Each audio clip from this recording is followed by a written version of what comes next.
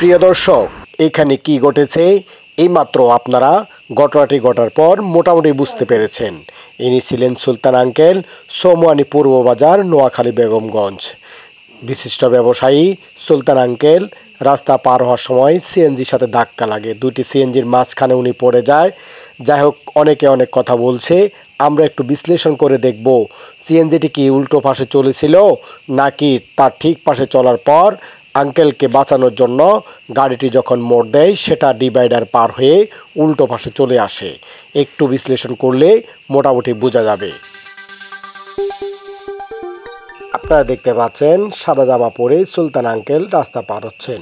আমরা একটু ভিডিওটাকে স্লো করে দেখি। জি, এই যে দেখা যাচ্ছে ওই আঙ্কেল কীভাবে আসতেছে, একটু দেখুন, একটু ফলো করুন। আসলে আঙ্কেল যে বয়স, আমাদের যখন উপর কোনো বিপদ আসে তখন কিন্তু আমরা বুঝতে পারি না, বিপদ বলে কই আসে না।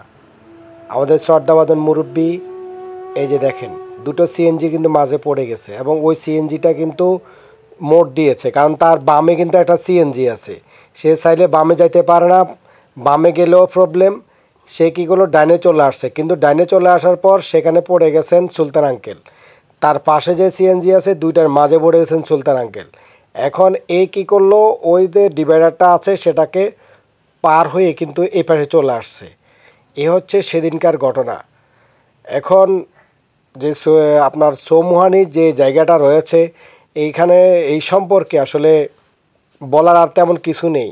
এখানে যে ঘটনাগুলো প্রতিনিয়ত গড়ে যাচ্ছে, এই বিষয়গুলো কি আমাদের কি কোনো চিন্তা ভাবনা করা উচিত নয়? এই জায়গাটাতে যে এক অবস্থা সৃষ্টি হয় প্রতিদিন, হয় প্রতিনিয়ত যানজট লেগে আছে, তারপরেও এই যে কাঁচা বাজারগুলো রাস্তার উপর বসে এরা নিজেদের যে বিবেক রয়েছে, বিবেকটা কিভাবে এখানে কাজে লাগাচ্ছে না। এবং এটাই কি তাদের বিবেক? এমনিতেই সরু রাস্তা, তার মধ্যে এখানে রাস্তা বাড়ানো উচিত, সেই জায়গায় তারা রাস্তার উপরে দোকানদারি করছে।